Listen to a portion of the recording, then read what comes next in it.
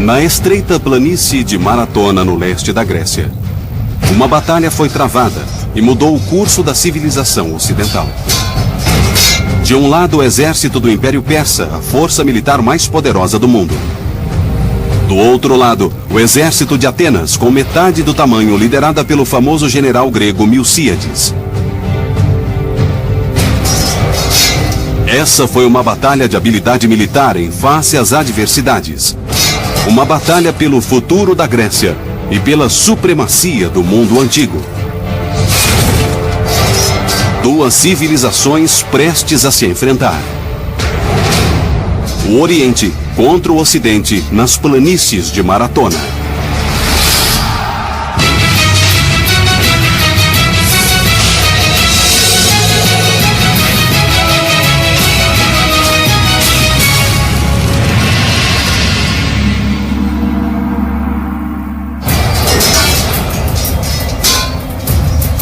A morte se aproximava depressa. Por 6 dias, um ataque brutal por um invasor sem rosto pintou o solo de vermelho.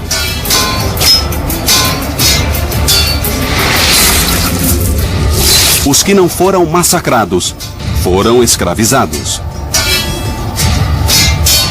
Os invasores eram a infantaria pesada do poderoso Império Persa.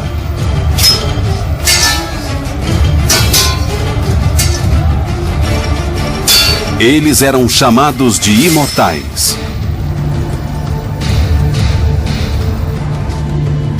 As vítimas eram moradores da ilha de Eubeia, na cidade grega de Eritreia.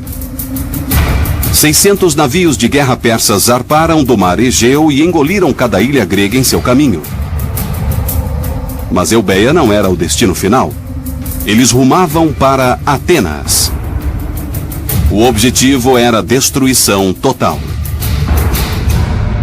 Eles passaram por uma cadeia de ilhas no Mediterrâneo Oriental e foram de ilha em ilha, bem parecido com o que os Estados Unidos fizeram na Segunda Guerra Mundial no Japão. Pegaram ilhas pequenas, as transformaram em bases logísticas e, então, ficaram em posição para atacar Atenas. Nada podia parar a máquina de guerra persa. De Eritreia, eles navegaram para Atenas. Os persas dominavam cidades do tamanho de Atenas sem esforço. Eles estavam tão confiantes no sucesso que carregavam os navios com bastante mármore para poderem construir o Monumento da Vitória quando destruíssem Atenas. O Império Persa era enorme. Suas fronteiras iam desde o rio Indo, na Índia, até o rio Nilo, no Egito. A Pérsia foi o maior império que o mundo já conheceu, não só em termos geográficos, mas em termos de mão de obra. Havia milhões e milhões de pessoas. Também foi uma das maiores culturas que o mundo já conheceu em tudo, desde a arquitetura até a arte. A escrita, o desenho, era um império multinacional. Havia mais nacionalidades e religiões na Pérsia do que em qualquer outro lugar, qualquer outro império que já existiu. Em contrapartida, Atenas era apenas uma de um conjunto de cidades-estados gregas. O que chamamos de Grécia moderna hoje, naquele tempo, ainda não era uma nação. Era composta de várias cidades-estados, que iam do norte da Macedônia até Atenas, Corinto, Esparta, todos aqueles estados cujos nomes se sobressaíram na história. Cada cidade-estado era uma sociedade independente, possuía seu próprio território e exército. A bordo de seu navio de guerra, o comandante persa Datis se importava com apenas uma dessas cidades-estados, Atenas. Ele estava tão confiante que conseguiria destruir essa cidade histórica que a única pergunta que passava pela sua cabeça era como ele faria isso. Ele poderia atacar Atenas diretamente do mar. Era uma possibilidade. Seria um pouco difícil. Atenas era cercada por um muro e um ataque anfíbio nessa situação era duvidoso. Então, ele preferiu não atacar Atenas. Em vez disso, escolheu um ponto a 40 quilômetros da cidade, na sua linha de rota, atracou lá e imaginou duas possibilidades. Ou o exército grego reagiria e viria atrás dele, ou ele atracaria, montaria seu exército e simplesmente marcharia para destruir Atenas. Então, entre um ataque por terra ou um ataque por mar diretamente em Atenas, ele escolheu o ataque por terra. Datis dirigiu sua frota de 600 navios 41 quilômetros para longe de Atenas até Maratona. Ele os atracou na baía de Maratona e desembarcou na praia de Esquinias. Os persas acamparam no lado nordeste da planície, próximo ao grande pântano. O exército persa se preparava para vir com tudo sobre Atenas, como um furacão bem forte. Os atenienses sabiam que não podiam se render, mas estavam divididos sobre como se preparar. Eles deveriam se esconder atrás dos muros da cidade ou marchar em direção aos persas para a batalha. Alguns atenienses acreditavam que uma batalha corpo a corpo com os persas era suicídio. Mas um ateniense não concordou. Seu nome era Milcíades, e ele tinha uma história pessoal com os persas. Milcíades era uma pessoa interessante. Ele vinha de uma família notável de Atenas e, quando tinha 35 anos, assumiu uma colônia na Grécia, em Jônia, na fronteira do Império Persa. Lá ele governou como um tirano. Isso o tornou muito impopular em Atenas. No final do século VI a.C., a cidade natal de Milcíades, na península de Helesponte, foi tragada pela expansão do Império Persa. Ele foi forçado ao serviço militar. Agora, empunhando uma espada persa, ele tinha que lutar ao lado de seus conquistadores. Os persas logo se espalharam pelo norte, atravessaram o rio Danúbio e invadiram a Sítia, onde hoje fica a Europa Oriental e a Ásia. Milcíades era o responsável por guardar as pontes que cruzavam o rio Danúbio, sobre o qual o exército persa atravessou para chegar em Sítia e prosseguir com a campanha. Finalmente, depois de 3 longos anos em Sítia, Milcíades decidiu que já era o bastante. Milcíades nunca foi muito fã dos persas e tentou o apoio de outros generais gregos para queimar as pontes, para que Dario e seu exército ficassem presos e morressem de fome ou acabassem mortos pelos citas. Outros gregos não concordaram com isso, mas a ideia de Milcíades foi pega pela inteligência persa, que não ficou muito feliz com Milcíades, como era de se esperar. Milcíades fugiu para Atenas, mas também não foi bem recebido lá. O povo de Atenas ainda lembrava dele como um tirano e o prenderam na primeira chance que tiveram. 3 anos após sua chegada em Atenas, Milcíades foi condenado à morte por tirania. Mas ele tinha uma carta na manga, ele sabia do plano dos persas. E os persas estavam a caminho para destruir Atenas.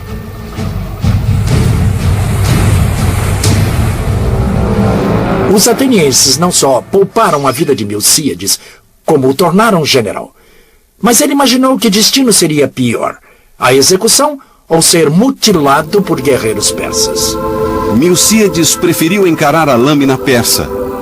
E ao invés de se esconder atrás dos muros de Atenas, ele queria enfrentá-los no campo de batalha. Mas a decisão final sobre a batalha não era dele. A democracia ateniense se estendia até o exército. Então, quando surgiu um impasse sobre o que fazer em Maratona, um conselho de 10 generais deveria decidir o que fazer. Atacar agora, ou bater em retirada e pedir ajuda para outras cidades-estados gregas. A votação foi 5-5. O voto decisivo coube a um homem chamado Calímaco. Ele era Polimarco, o comandante supremo do exército ateniense. Milcíades fez um discurso fervoroso para Calímaco, dizendo: cabe a você decidir se Atenas será reduzida à escravidão ou se tornará a maior cidade-estado grega. Então ele explicou que, se não houvesse luta, a democracia iria se dividir em facções e eles seriam uma presa fácil para os persas. Calímaco foi convencido e votou a favor do combate. Milcíades conseguiu sua guerra. Ele liderou o exército inteiro de Atenas, aproximadamente 10.000 guerreiros, 42 quilômetros ao leste das planícies de Maratona. A desvantagem de Milcíades era esmagadora. A força persa era colossal.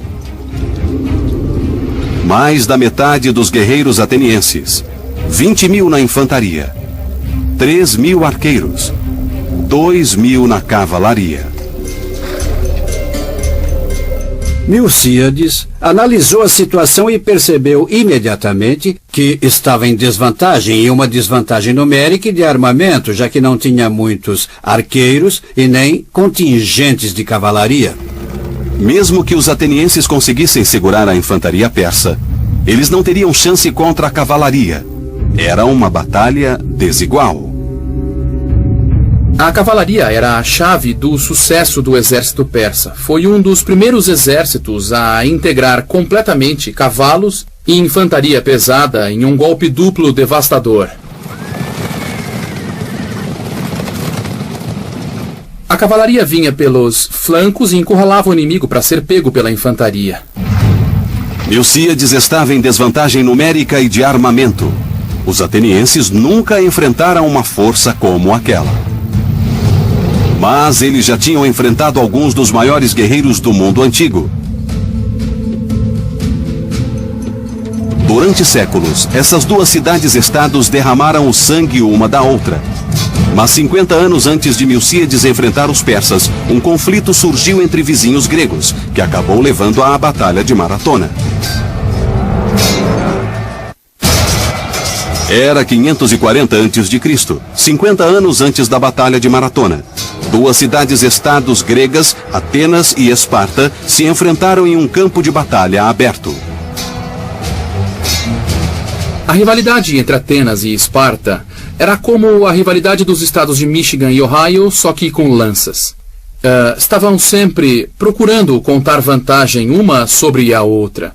Mas essas batalhas eram, apenas provinciais. Só que os persas se envolveram em uma delas, o que levou à Batalha de Maratona. Atenas era conhecida como o berço da democracia. Esparta, seu vizinho do Ocidente, não poderia ser mais diferente. Imagina se os fuzileiros americanos tivessem seu próprio país. Era assim Esparta. Eles treinavam constantemente, armas, táticas, armaduras. Era só o que faziam. A relação entre Atenas e Esparta era muito bipolar. Algumas vezes se ajudavam e outras se enfrentavam. Naquela época, Atenas era governada por um homem chamado Hippias. No entanto, ele era muito impopular entre os aristocratas atenienses. Então eles planejaram o golpe para derrubar Hippias com a ajuda de aliados improváveis, os espartanos.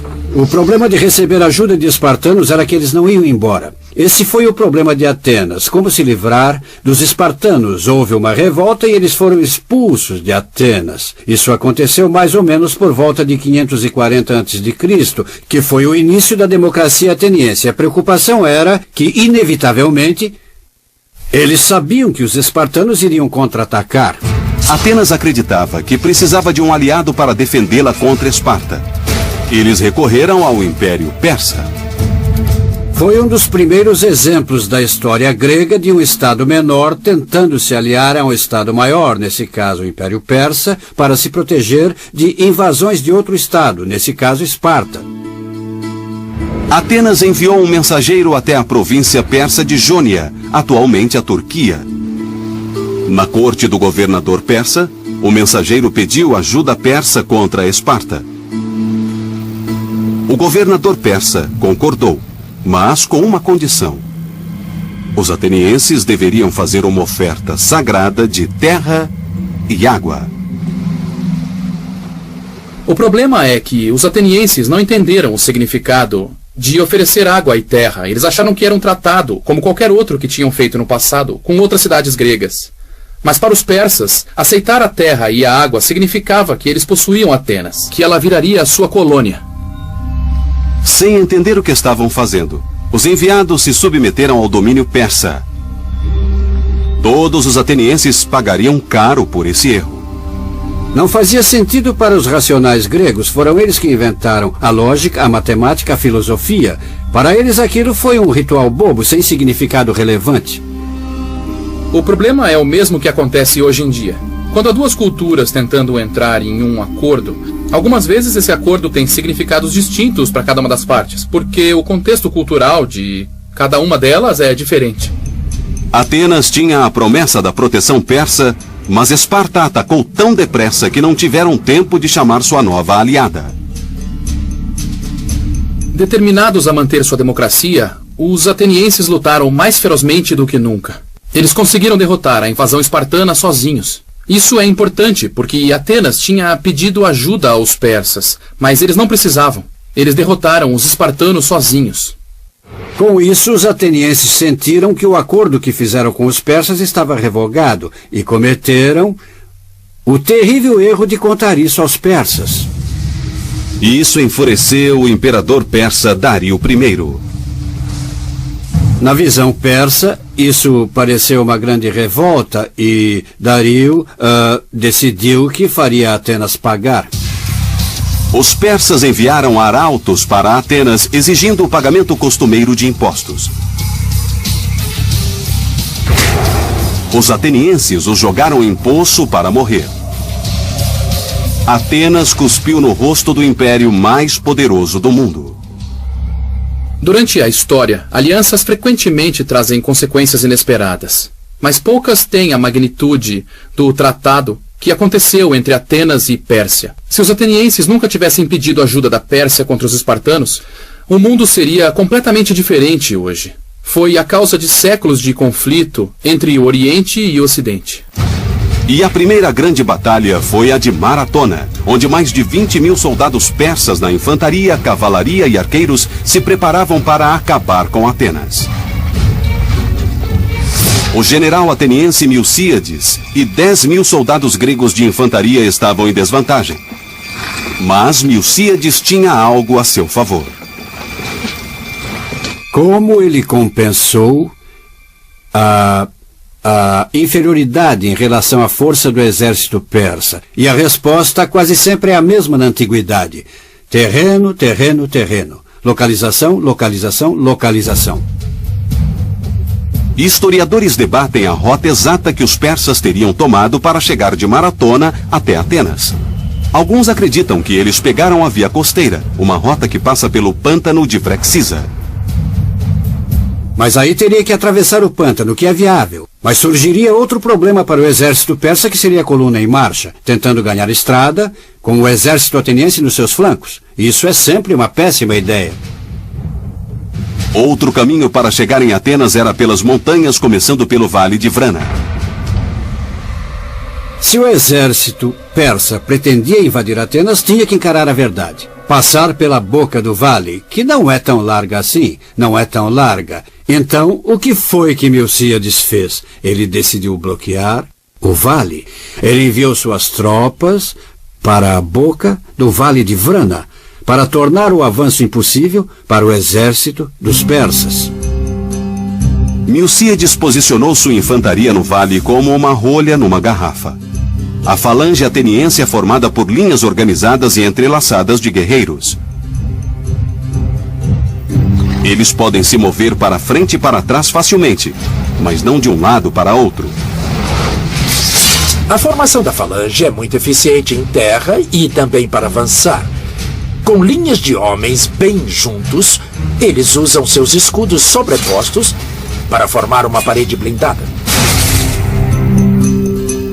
Milcíades posicionou os flancos próximos à parte rochosa do morro. E depois, ele cortou várias árvores para poder colocá-las nos flancos. Por que ele fez isso? Porque sabia que o ponto mais fraco da falange grega era o seu flanco.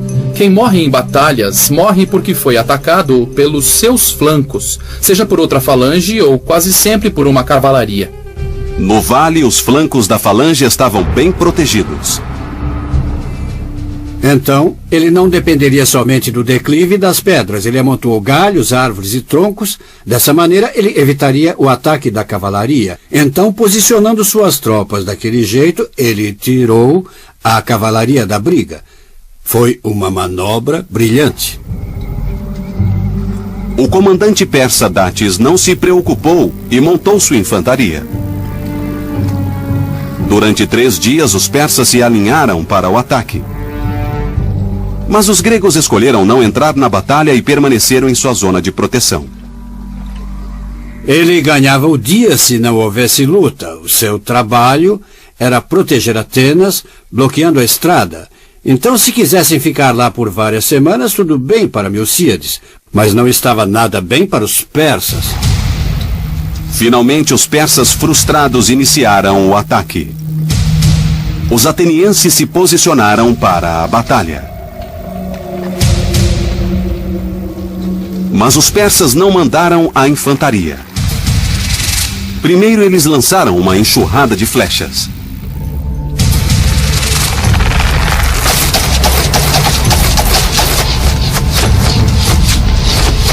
Para a onda de mísseis não havia lugar para os atenienses se esconder.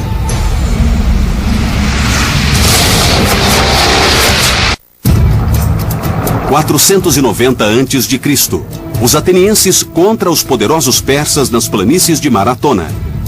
Os persas avançaram primeiro com um ataque de flechas devastador.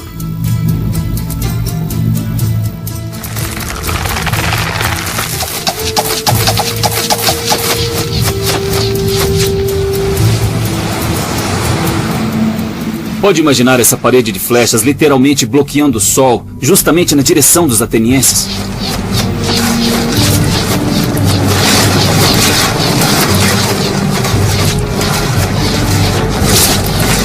Mas quer saber, os atenienses se livraram das flechas como se fossem mosquitos. Milhares de flechas persas e poucas baixas atenienses. E embora estivessem em desvantagem numérica de 2 para 1, os atenienses, liderados por Milcíades, provocaram os persas. Os persas estavam em uma missão: quebrar a barreira de soldados gregos, marchar até Atenas e destruir a cidade. O que aconteceu em seguida ainda é discutido. Todo historiador tem sua própria teoria de como aconteceu em Maratona e por quê. O motivo é que só temos uma fonte real: o historiador grego Heródoto. O problema é que Heródoto estava mais para o primeiro blogueiro do mundo do que para um historiador objetivo. Ele mistura eventos, mitos, anedotas e vários boatos nas suas histórias, mas ninguém, em seu perfeito juízo, acredita que é tudo verdade. Então, afinal, quem atacou primeiro em Maratona e por quê? Bom, pensando como ateniense, não havia necessidade de Atenas atacar. Masdates, comandante persa, ansiava pela batalha. Depois do ataque de flecha falhar, só havia uma coisa a fazer. O que restou foi um ataque frontal. Ele teria que misturar todos para uma batalha homem a homem. 10.000 soldados de infantaria correram pela planície de Maratona. Esperando por eles estava a falange ateniense. Uma parede bronze de lanças e escudos.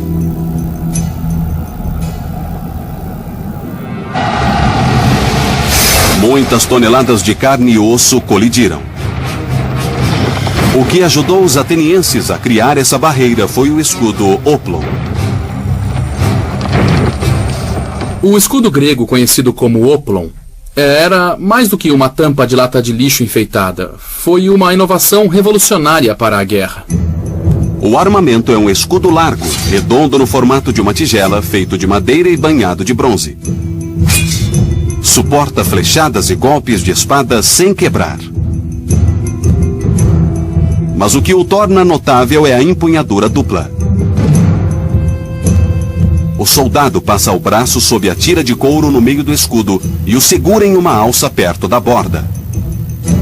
Isso é importante porque dá um controle melhor. Permite usar mais força com esse escudo do que com o antigo, que tinha a alça no centro, e não permitia produzir muita força com ele. Os atenienses pararam a ameaça esmagadora. Agora eles estavam na ofensiva.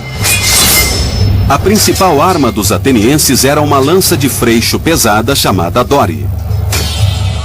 Com pouco mais de 2 metros, a ponta de ferro afiada, a Dore podia atravessar escudos e armaduras. Essa lança não era atirada, era usada para golpear o inimigo com ataques horríveis. No século 6 a.C., muitos guerreiros atenienses vestiam uma armadura mais leve laminar, feita de tiras entrelaçadas de linho e couro. Mas outros vestiam couraças rígidas e pesadas, chapas de bronze esculpidas para parecerem o torso muscular. Os característicos elmos com crina de cavalo protegiam suas cabeças, enquanto as grevas protegiam suas pernas. Vestidos para a batalha, os hóplitas ficavam protegidos da cabeça aos pés. O problema para os persas em Maratona foi que enfrentaram uma falange ateniense muito determinada, que não se dispersou durante o ataque de flechas. A infantaria leve persa estava também sem o apoio costumeiro da cavalaria. Então a guerra era de foices e escudos fracos contra uma enorme parede de bronze ateniense. O comandante persa Datis enviou bloco após bloco de ataque da infantaria leve. Mas toda vez eles eram parados pela parede sólida de lanças atenienses. Os persas eram incansáveis e a derrota não era uma opção. A questão do prestígio imperial estava em jogo. O que mais no mundo poderia ter motivado essa nação insignificante do fim do mundo para insultar o maior império da Terra?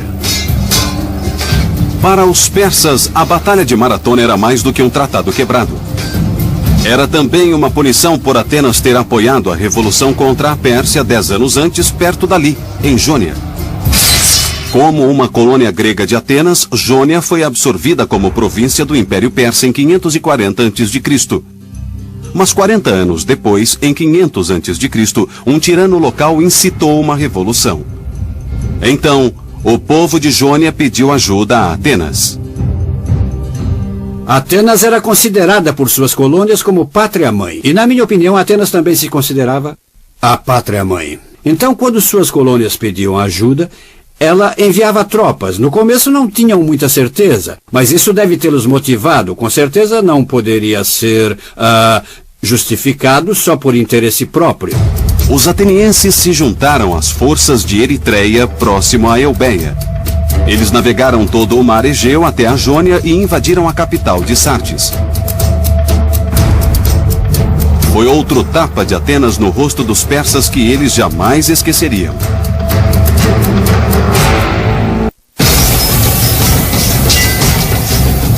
"500 anos antes de Cristo, 10 anos antes da Batalha de Maratona, a revolta da Jônia começou. Vários contingentes gregos, incluindo Atenas, atacaram a capital da Jônia, Sardes, controlada pela Pérsia, e devastaram a cidade. Para piorar a situação da Pérsia, naquele momento eles lutavam na Índia, Egito e na Sítia. Os rebeldes da Jônia conseguiram vencer, mas a vitória durou pouco. Os persas aumentaram sua força e começaram a reprimir a revolta jônica. Atenas, sabendo que a discrição é a maior das virtudes, se retirou, assim como a Eubeia, e a revolta jônica perdurou por 5 anos, até que eles finalmente desistiram e a Pérsia recapturou a costa da Jônia. Mas o rei da Pérsia, Dario, ficou furioso. Ele jurou vingança. Dario disparou uma flecha para o céu e pediu a Deus que garantisse a vingança contra Atenas. Ele até fez um criado sussurrar em seu ouvido 3 vezes, durante toda a noite, durante o jantar, dizendo para ele: "Senhor, lembre-se dos atenienses." Então, mesmo tendo que lidar com o Egito e as guerras na Índia e em Sítia, a vingança dos atenienses não saía de sua cabeça. O rei Dario conseguiu sua chance de vingança contra os atenienses em 490 a.C. em Maratona.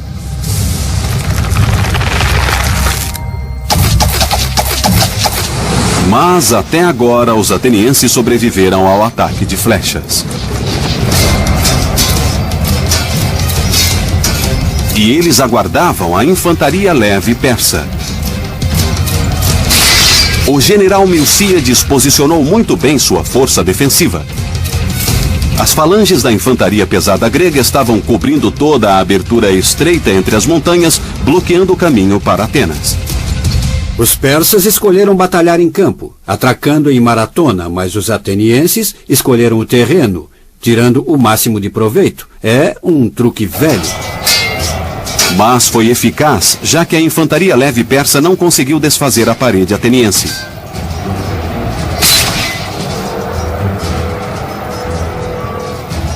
A infantaria leve persa recuou. Mas agora, Milcíades deveria enfrentar a força de elite do exército persa, a infantaria pesada, os imortais. Os lendários imortais eram as tropas de choque do Império Persa. Sem rostos, eles marcharam até o campo de batalha em silêncio. Eles eram o pior pesadelo de Atenas. Além da sua habilidade brutal de matança, a presença dos imortais obrigou Milcíades a mudar suas táticas. Embora Milcíades tenha preparado o campo de batalha com muita habilidade, para que tirasse grande proveito dele, ainda sofria com a desvantagem, ou seja, a área que ele ocupou, embora fosse relativamente estreita, ok?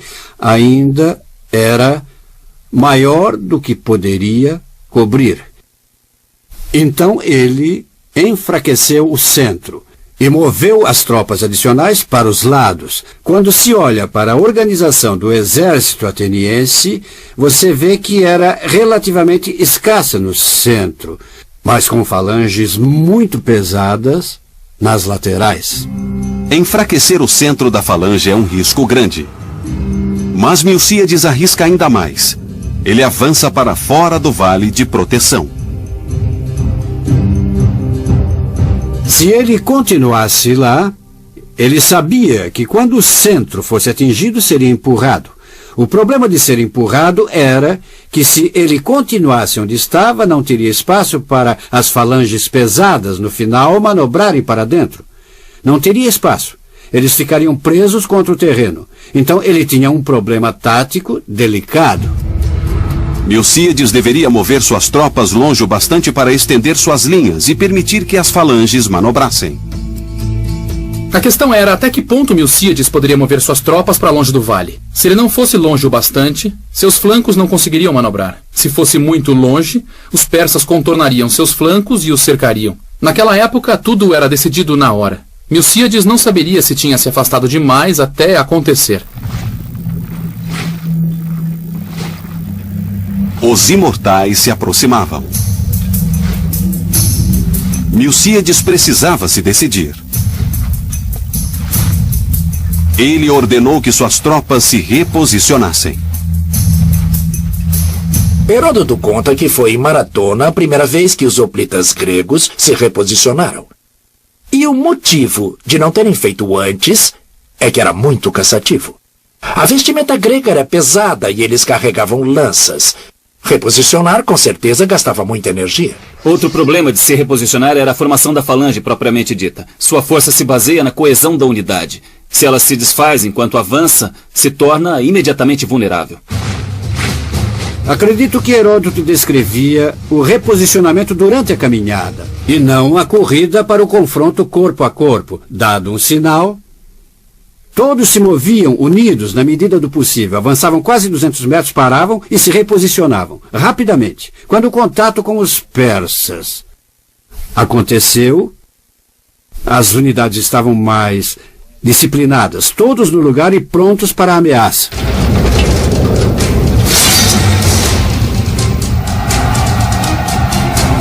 Enquanto os historiadores debatem muitos aspectos da Batalha de Maratona, muitos concordam sobre o que aconteceu a seguir. Um apocalipse de violência. Os exércitos colidiram em um turbilhão de bronze e sangue.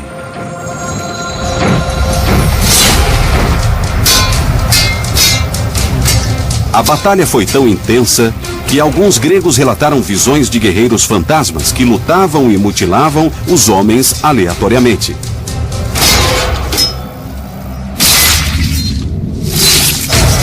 Mas a realidade foi tão horrível quanto as visões. Os persas avançavam e os atenienses recuavam. O centro enfraquecido não conseguia aguentar o ataque persa, estava prestes a se romper. Foi sendo empurrado, cada vez mais para trás, em direção ao vale. A barreira dos hoplitas estava se desfazendo, e parecia que Atenas seria derrotada. O centro de Milcíades estava entrando em colapso.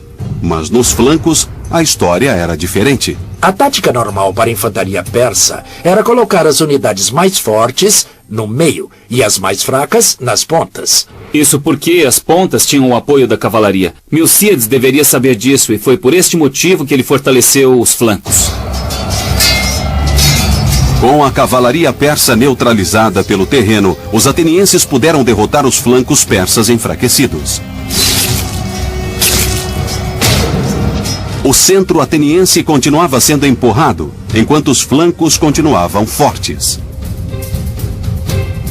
Heródoto conta que pouco antes do centro romper foram encorajados pelos seus superiores a encontrarem força para um contra-ataque.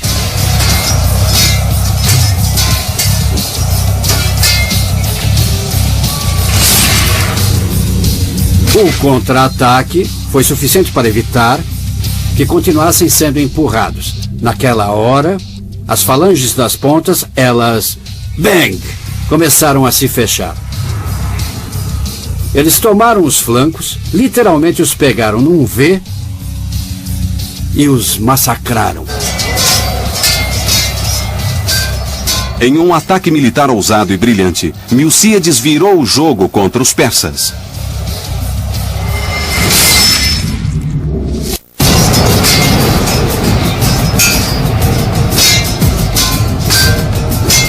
A Batalha de Maratona se tornou um banho de sangue persa.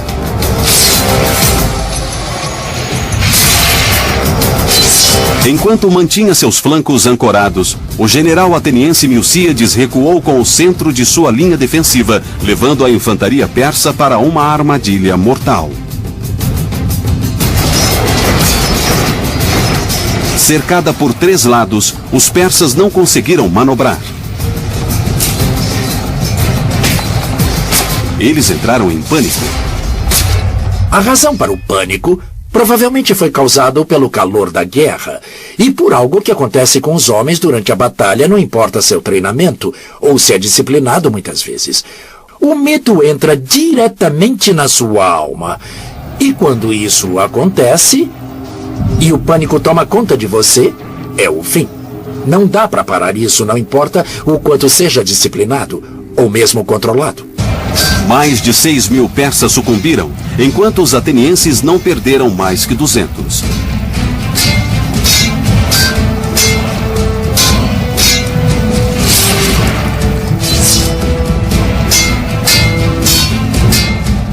No entanto, entre os atenienses mortos estava Calímaco, cujo voto colocou Atenas na batalha.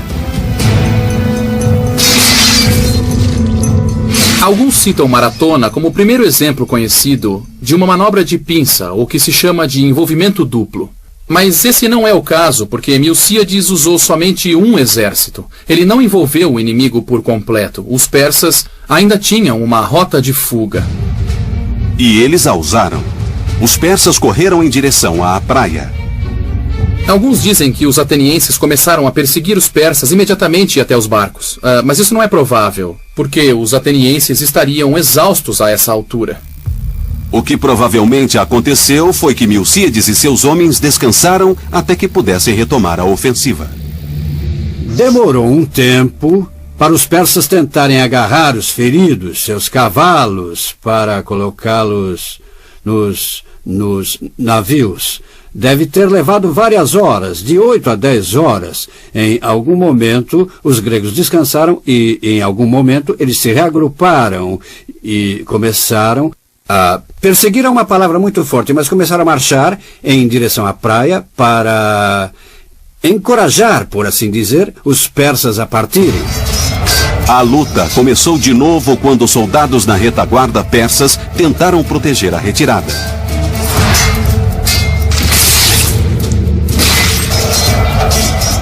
Os atenienses os mataram e capturaram 7 barcos da frota.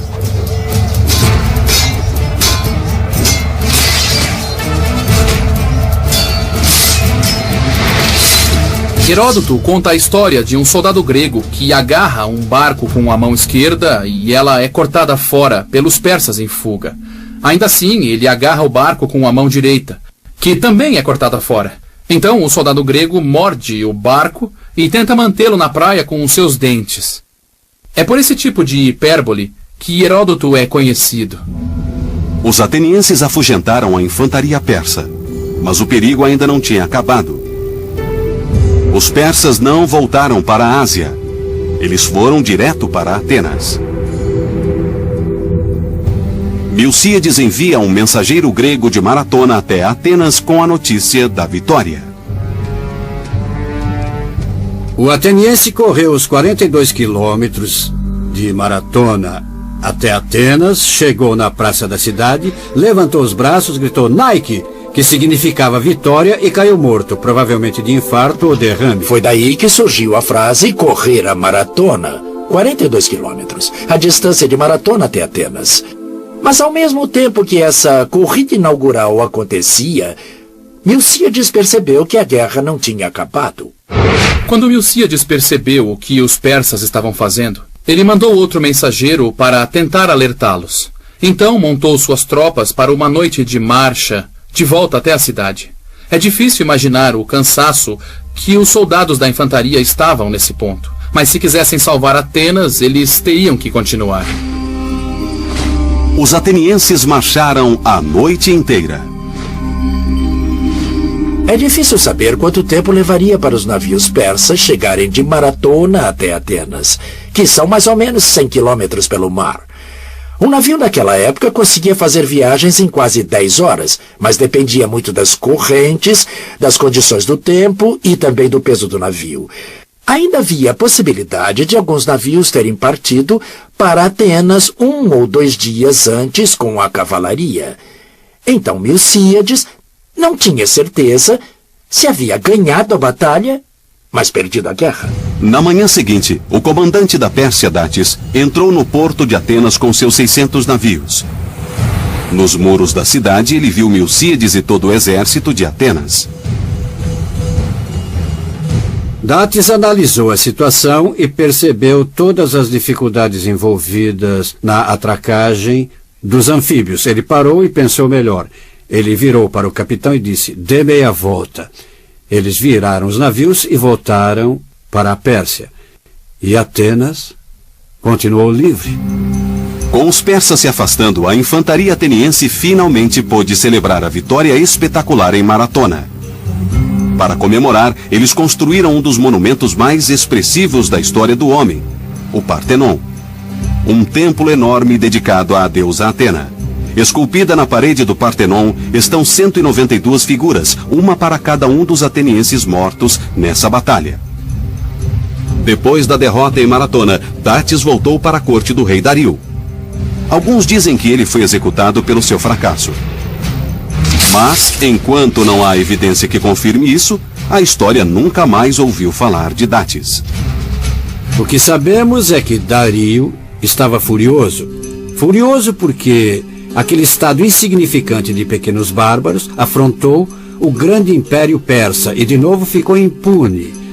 Dario prometeu a si mesmo que se vivesse tempo suficiente, ele teria sua vingança contra os atenienses. E como era de se esperar, não viveu tempo suficiente. A vingança persa por Maratona caiu sobre o filho de Dario, Xerxes, que 40 anos após a batalha de Maratona viajou para a Grécia para cumprir os desejos do pai. Essa transmissão do desejo por vingança contra Atenas se estabelece 40 anos depois, em uma das batalhas mais marcantes da história militar ocidental. O confronto final dos 300 na passagem das Termópilas. Na Batalha das Termópilas, o grande comandante espartano, Leônidas, usou a mesma tática contra os persas que Milcíades tinha usado quase meio século antes em Maratona. Maratona é um desses momentos que define a nossa história ocidental. Na verdade, define o que é ser ocidental e grego, e o que é ser oriental e persa. Não é o fim da história. Na verdade, é o começo da história. A Batalha de Maratona mostrou ao mundo antigo que a Pérsia não era invencível. Serviu de inspiração para as futuras rebeliões durante todo o Império. A Grécia e a Pérsia ainda se enfrentaram algumas vezes nos próximos 100 anos. A batalha fez a Grécia sair da obscuridade para ser protagonista do mundo antigo. E tudo isso começou na sangrenta planície de Maratona.